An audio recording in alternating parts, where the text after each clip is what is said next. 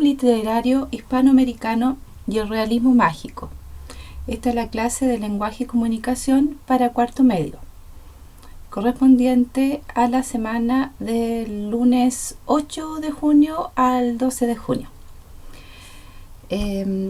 Esta clase la voy a centrar específicamente en el boom literario, que resume un poco o es en parte un fenómeno de tipo comercial, editorial, que hace que la literatura de Hispanoamérica esté en un primer lugar dentro de la historia de la literatura del mundo, ¿ya? Y esto acontece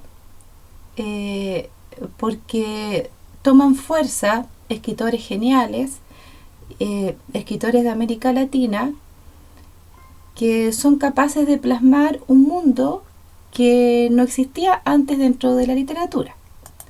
Vamos a empezar primero explicando por qué se llama boom.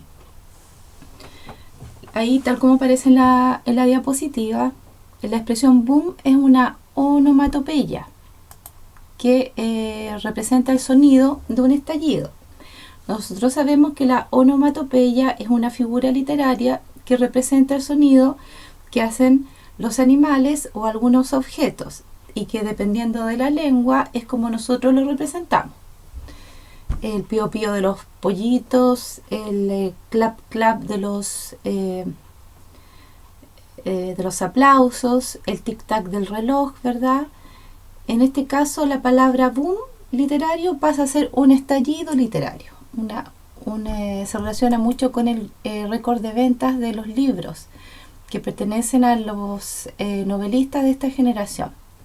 El boom hispanoamericano es un fenómeno literario que surgió entre la década de 1960 y de 1970 e hizo florecer la narrativa hispanoamericana con obras que se difundieron por todo el mundo, convirtiendo a sus autores en íconos de la literatura. Estos escritores tuvieron la influencia de los movimientos vanguardistas del siglo XX, especialmente del surrealismo europeo. Fueron capaces de desafiar las convenciones literarias de la época a través de formas, de temas, de personajes, de espacios completamente disruptivos. O sea, el boom literario es parte de lo que ya venía gestándose en el siglo XIX, en el romanticismo. O sea, la ruptura de todas las normas literarias, la ruptura de los espacios literarios, la ruptura del tipo de personaje, la ruptura de los temas que se tratan. Y nos encontramos con un grupo de intelectuales de América Latina, hispanoamericanos, que son capaces de recoger y de resumir una serie de experiencias de la historia, ¿ya? Y es por eso que se ubican ellos en un periodo que están antecedidos por la vanguardia, ¿ya? Recordemos que la palabra vanguardia se utiliza bastante en la poesía. Es una expresión francesa que viene del mundo militar, que significa avant-garde, o sea, el que va adelante de todo. Por eso una persona vanguardista es una persona que va adelante, que es original y que crea algún tipo de movimiento. Estas personas, estos novelistas de Hispanoamérica, representan el realismo mágico, que intentaba mostrar lo extraño como algo cotidiano, algo que es propio, ¿no es cierto?, de la idiosincrasia de América Latina. La idiosincrasia es una forma de ser, ¿ya? América Latina tiene una mezcla de nativos con cultura africana, más creencias religiosas fuertemente arraigadas y que tuvieron que tuvieron influencia en los orígenes de las culturas que están repartidas por todo el continente, específicamente en América del Sur. Macondo es una ciudad de Colombia, en realidad es un nombre ficticio. Es la ciudad que aparece en 100 años de soledad, y que hace referencia a la ciudad natal de Gabriel García Márquez, el gran novelista colombiano que gana el Premio Nobel de Literatura en 1982 y con muy merecidos créditos, alabando y destacando sus virtudes como escritor. Bueno, acá yo hago una alusión un poco pictórica, pero que también es importante destacar a algunos autores y pintores surrealistas originales, en este caso la mexicana Frida Kahlo.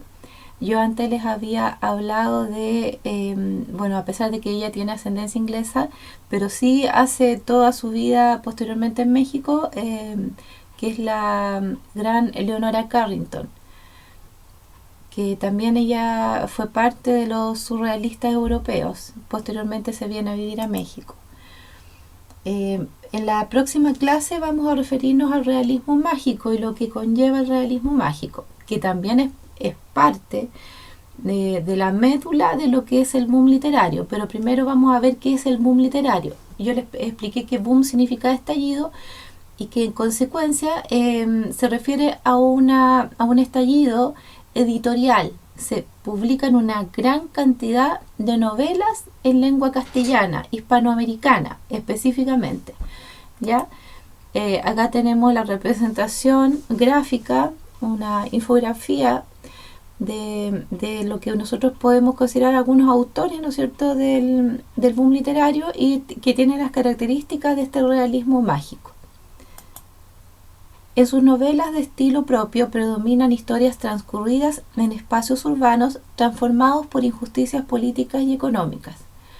Y eso es muy importante destacarlo, porque estas injusticias políticas no es que pertenecen solamente a una ideología política, sino que son injusticias sociales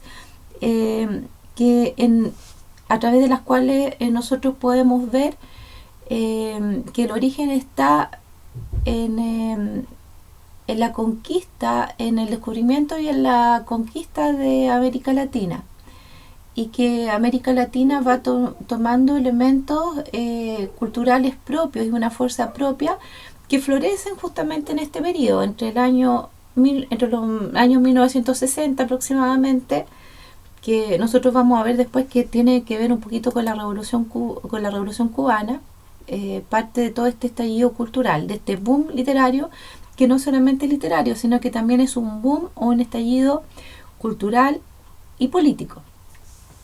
La década de 1960 a 1970 se caracteriza por la agitación ideológica de la sociedad hispanoamericana, que comenzaba a despertar en medio de un periodo de gobiernos autoritarios.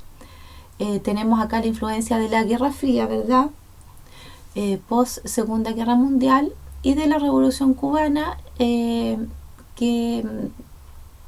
nace con fuerza, que se construye y que hoy día da forma al Estado cubano, que ocurre en 1959.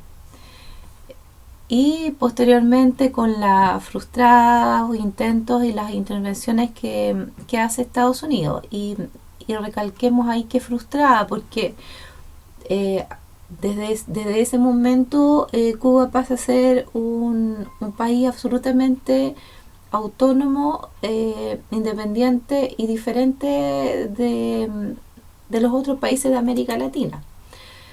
Esta foto es muy interesante porque esta foto es histórica. En la historia que ustedes pueden indagar después, vamos a ver que Gabriel García Márquez, aparte de ser una persona muy creativa, muy culta, de ser un colombiano, bueno, que él alcanzó a estudiar leyes, que tuvo la influencia de los abuelos maternos en su creatividad, él hace alusión a lugares que existen y que son de Colombia, a personajes que sí existen y que son de Latinoamérica, y él tuvo una estrecha amistad con Fidel Castro, ¿ya? Cosas de algunos que dicen que la persona que mejor se llevaba aquí con Fidel Castro, siendo un personaje con un carácter muy fuerte y más bien difícil, era la esposa de Gabriel García Márquez, que daba como un tono de paz en esta amistad que se forjó y que fue creciendo en el tiempo y que nunca se deshizo entre estos dos personajes históricos. Ya, bueno, ustedes, yo creo que en historia se han estudiado la Revolución Cubana, han visto sus características. Acá tenemos como una especie como de cómics donde aparece Fidel, aparecen los revolucionarios, ¿verdad? Y se inicia en un periodo que está desde 1952 hasta 1959. Específicamente dice: el 26 de julio de 1953, Fidel Castro derroca a Fulgencio Batista. Tenemos acá el lema de la Revolución Cubana, que era estudio, trabajo, fusil. Bueno, aquí hay como periodos, porque nunca un periodo histórico es que uno se acuesta en un periodo histórico y nace el otro día al tiro, sino que se va forjando. Todos los grandes acontecimientos históricos, los cambios de siglo, se van forjando de a poco, ¿ya? En la línea histórica hay muchas cosas que ocurren dentro de Cuba, ¿verdad? Y que le dan la forma que tiene hasta el día de hoy. Uno de los personajes que participó en esta revolución cubana fue el doctor Ernesto Che Guevara, un argentino de familia acomodada, que es parte de esta revolución. Bueno, hay muchos mitos y hay muchas cosas desconocidas sobre él. Yo les recomiendo que lean o que busquen información sobre el Che Guevara y la cabaña. Solamente les dejo eso como inquietud para que indaguen e investiguen bien, porque incluso su boina, su rostro, su pelo largo es símbolo de un deseo de independencia, autonomía absoluta de América Latina, y su rostro pasa a ser un ícono incluso dentro de lo que es la moda, y dentro de lo que son los íconos de marketing, de marca, ¿ya? Es como que ese andar con boina representa una forma de revolución. De hecho, a ellos se les decía los barbudos, porque en esa época no era común. El hombre de 1950 era un hombre de cuello, corbata, afeitado, pelo corto y que usaba gomina, ¿ya? No era una persona así con esa apariencia. Para nosotros hoy día esto es común, pero en esa época no era común. Acá tenemos una representación de un tejido, que es un poco lo que les decía yo, de esta amalgama de influencias culturales, española, aborigen, original de acá de América Latina, cuando estaban todos estos pequeños pueblos y estos grandes imperios como el imperio azteca, inca, los pueblos que estaban acá en la América del Sur, los mayas, ¿verdad? Todos ellos, más la mezcla con los españoles que dieron origen a un mestizaje de culturas, y a la vez la influencia africana, hace que esta cultura se vaya tejiendo también con el clima, que también eso es muy importante. Es diferente la gente que vive en la América Latina caribeña a la que vive, digamos, más al sur, como nosotros, que por mucho tiempo Chile fue una isla, eso no tenemos que olvidarlo. Nosotros hoy día estábamos todos conectados con los otros países del mundo y con los otros continentes. Pero en esta época, entre 1950 y 1970, no era tan así. Bueno, con esta figura yo quise representar un poco este reenvío en barco que hacemos desde América Latina, pero al revés, porque primero nos descubre Colón y después nosotros somos los que comenzamos a exportar lo que es el realismo mágico a través de los escritores de este grupo, de este fenómeno editorial que es el boom literario. Hay algunas discusiones con respecto a cuál sería la primera gran novela que representa el boom literario como, digamos, como tal como nosotros lo conocemos, como un estallido cultural y un éxito de ventas. Yo remarqué El nombre de Rayuela, que fue publicado en 1962 por Julio Cortázar, porque según yo esa es la obra más original, sin quitarle mérito, ¿verdad?, a quienes sostienen que la primera gran obra y la primera gran influencia es de Vargas Llosa, cuando publica La ciudad de los perros. Vargas Llosa es un novelista muy importante, peruano, ¿verdad?, que publica La ciudad de los perros en 1962. También hay quienes lo ponen a Augusto Roa Bastos como el iniciador del boom literario, con la publicación Hijo de Hombre en 1959.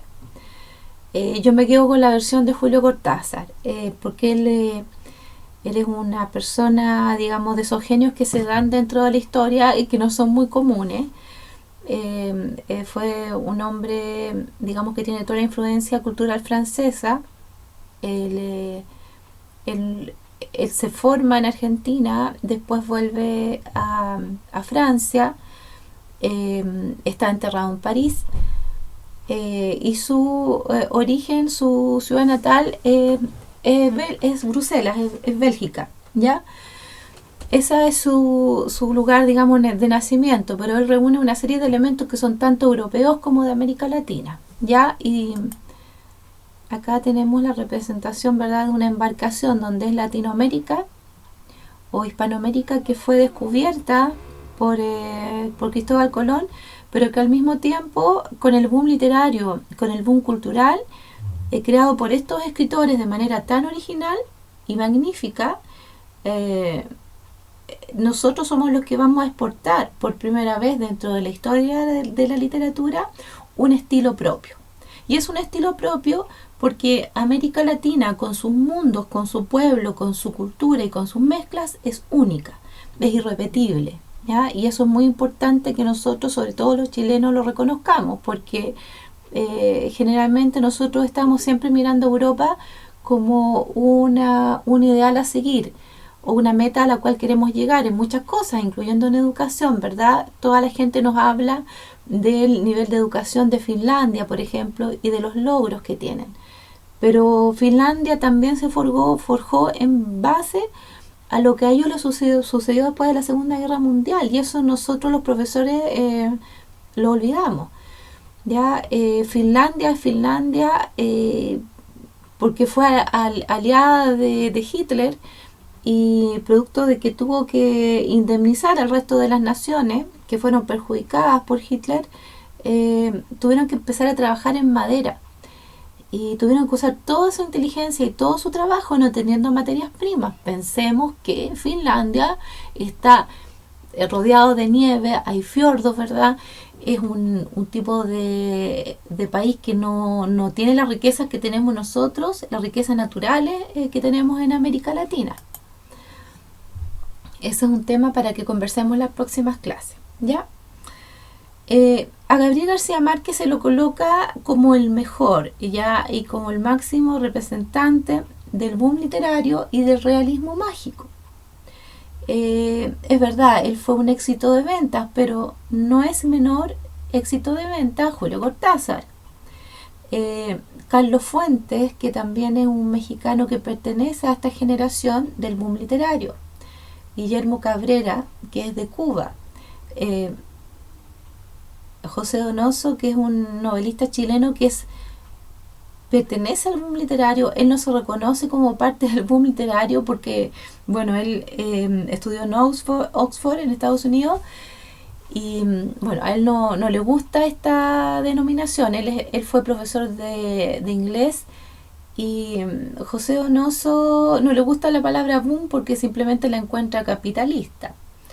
Está Mario Vargas Llosa, que es un caballero, un señor de la lengua castellana, un gran novelista que tiene también su propio estilo. Cada uno de estos escritores forma parte del boom literario, pero cada uno con sus estilos novelísticos que se parecen un poco, pero que son únicos porque ellos representan lo que es su propia nación, su propio pueblo. José Donoso hace muchas críticas a la clase alta chilena, generalmente dentro del plan lector.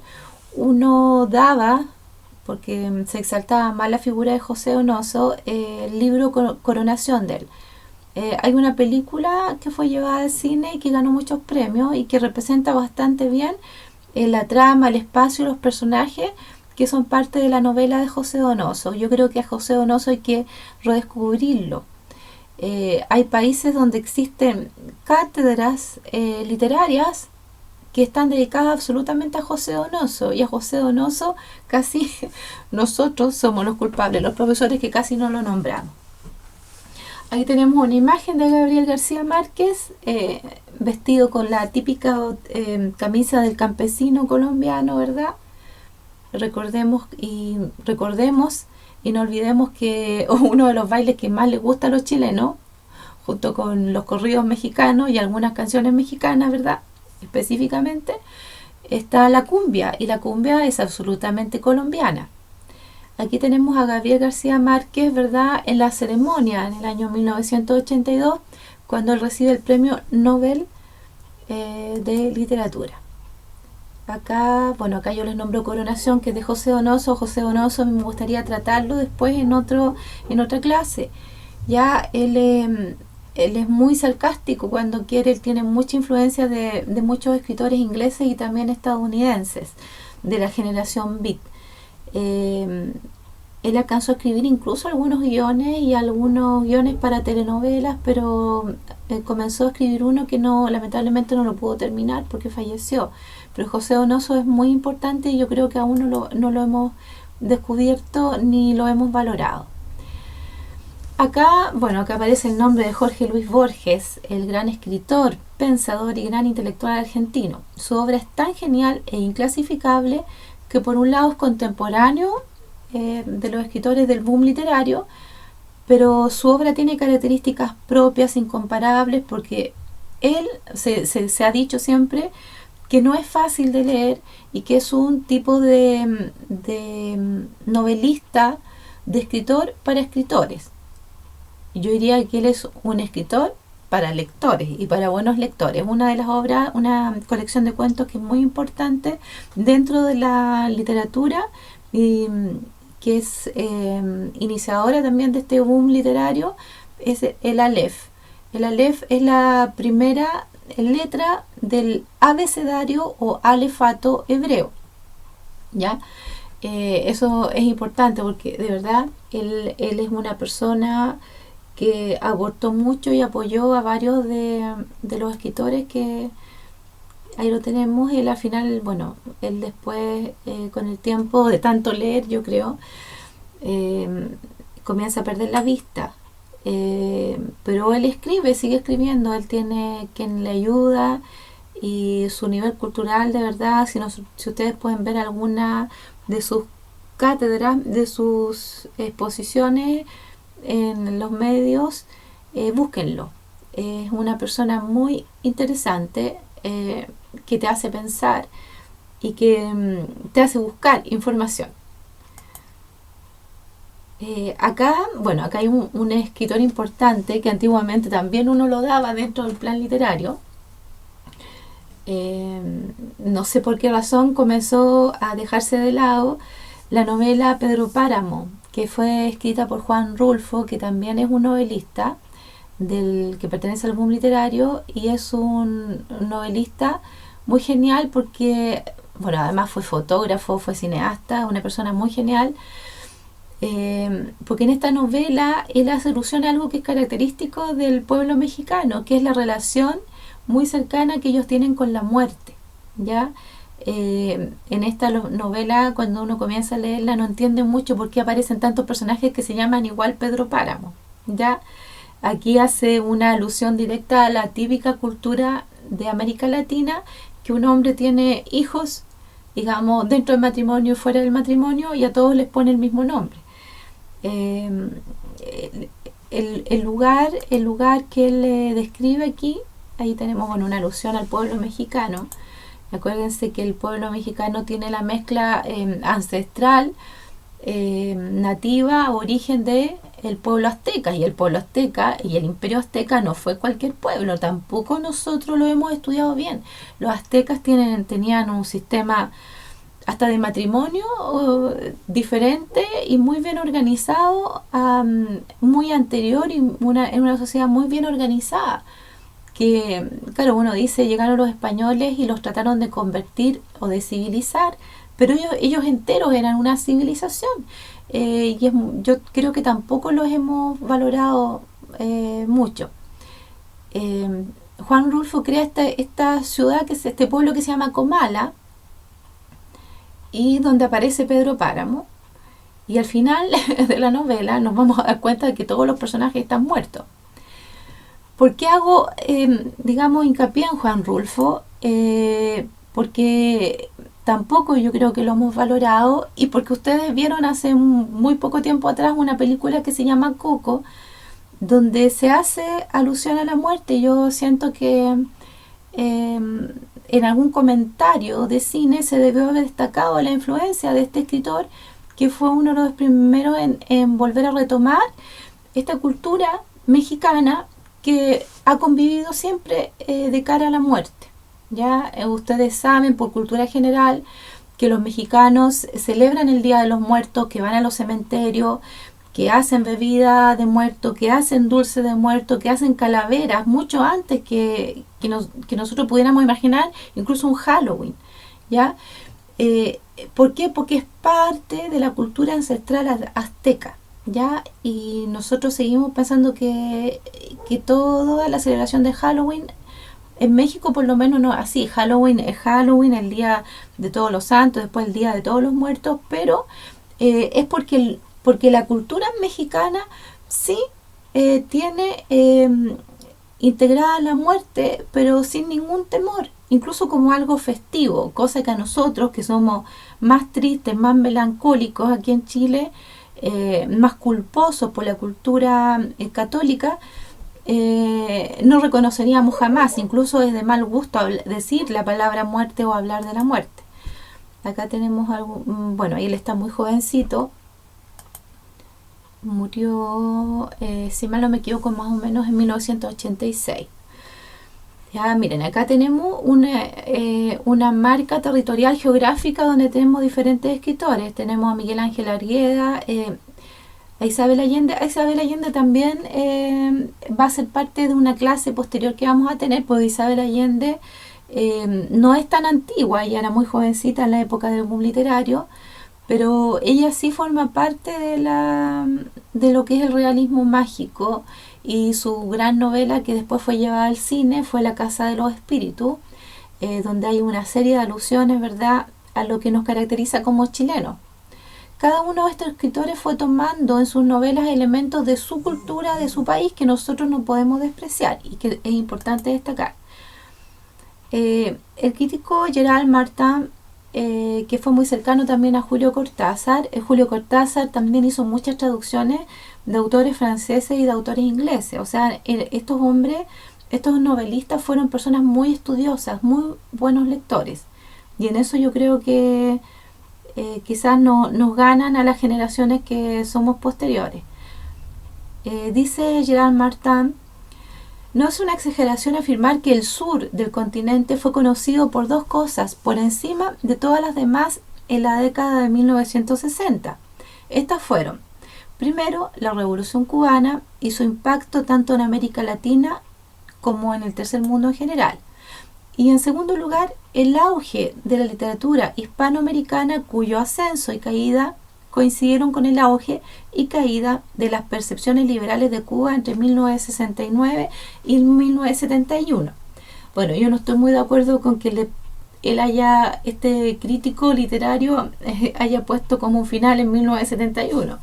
Yo pienso que hubo una transformación del boom literario y después no dejó de existir una gran producción de literatura, de poesía, de fotografía y de cine y de pintura en América Latina. ¿Ya? El éxito repentino de los autores del boom fue en gran parte debido al hecho de que sus obras se encuentran entre las primeras novelas de América Latina que se publicaron en Europa, concretamente por las reconocidas editoriales españolas en Barcelona. ¿Ya? Eso es muy importante. De hecho, después de este fenómeno, nosotros sabemos que en Barcelona, donde se habla catalán, florecen las editoriales, producto de que estos mismos novelistas comienzan a hacer un éxito de venta y son comprados por los buenos lectores franceses, italianos, españoles, griegos, rusos.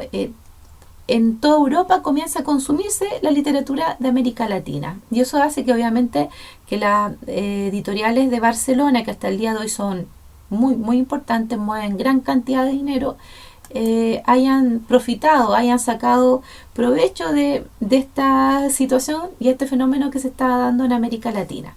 Aquí de nuevo tenemos ¿verdad? Acá una foto de este señor caballero que es Jorge Luis Borges, un escritor argentino. Muy importante, como les decía anteriormente. Está siempre al centro, digamos, Gabriel García Márquez, que es como una especie de sol alrededor del cual giran el resto de los planetas. Él de verdad supo captar la esencia de lo que es el mundo colombiano. Y Macondo es un nombre inventado, pero al lugar al que se refiere en realidad es Aracataca. Y Aracataca, la ciudad, una ciudad colombiana que está más cerca del Caribe, donde nació Gabriel García Márquez, y eso es muy importante reconocerlo. Un nombre extrañísimo. De hecho, dice según Friedrich Numm, que es un crítico alemán, los novelistas latinoamericanos se hicieron mundialmente famosos a través de sus escritos y su defensa de la acción política y social, y porque muchos de ellos tuvieron la fortuna de llegar a los mercados y a los auditorios más allá de América Latina, a través de la traducción y de los viajes, y muchas veces, ¿verdad?, también a través del exilio. ¿Por qué? Porque en esa época, ¿verdad?, se comienzan a gestar grandes dictaduras en América Latina. Pero ese exilio también ayudó a que ellos también fueran más productivos y siguieran creando. Y acá tenemos a Juan Rulfo, 1917-1986, México. No me equivoqué. Muere en 1986. Acá, como les digo, él siempre toma esta idea de la muerte, que es propia del mundo mexicano. Acá tenemos la primera cubierta, en realidad no es portada, la primera cubierta de la novela Rayuela de Julio Cortázar. Acá vemos, ¿no es cierto?, el diseño de lo que es una rayuela, pero en el lenguaje argentino la rayuela es un juego que para nosotros en Chile también es conocido, que se hace en el suelo, que se dibujan con tiza unos números, y generalmente es un juego de niñas donde uno va saltando hasta llegar a la meta, ¿verdad? Ustedes después me van a recordar el nombre que tiene acá en Chile, jugar a ese juego. No es la rayuela del campo chileno, no hay que confundirse. Acá tenemos otra hermosa infografía donde aparece al centro de nuevo Gabriel García Márquez. Además de ser original, genial, él fue muy productivo, muy prolífico. Ya él escribió mucho. Julio Cortázar también, y Julio Cortázar también se dedicó a la traducción y a la investigación. Acá tenemos otra infografía, ¿verdad? Un texto, digamos, no lineal, donde aparece la imagen de Julio Cortázar al centro y las diferentes obras, ¿ya? Él murió de un cáncer linfático. Hay una tumba, un mausoleo muy bonito en Francia, y los franceses lo reconocen a él como un francés también. De hecho, él tiene la nacionalidad, se le alcanza a dar el Estado francés, la República Francesa, y él es argentino-francés. Acá tenemos una primera edición de Rayuela, que esa foto que está ahí está bastante gastada, donde tenemos de nuevo, ¿no es cierto?, la figura de este juego, que es un juego infantil. Ahora, no habla de ningún juego infantil en el texto. Él habla de, es un entramado de personajes, de relaciones muy entretenidas, que es muy difícil de explicar y de verbalizar. Para poder apreciar Rayuela, en realidad hay que leerla, ¿ya? A Julio Cortázar ustedes lo conocieron por unos cuentos que yo les di, como La carta a una señorita en París, o Casa tomada, o Historia de cronopios y fama, ¿ya? Bueno, espero que les haya gustado esta clase de iniciación donde les estoy explicando, ¿verdad? Donde les expliqué, mejor dicho, el boom literario. En la próxima clase vamos a ahondar en el concepto de lo que es el realismo mágico dentro de el mundo de la literatura de América Latina.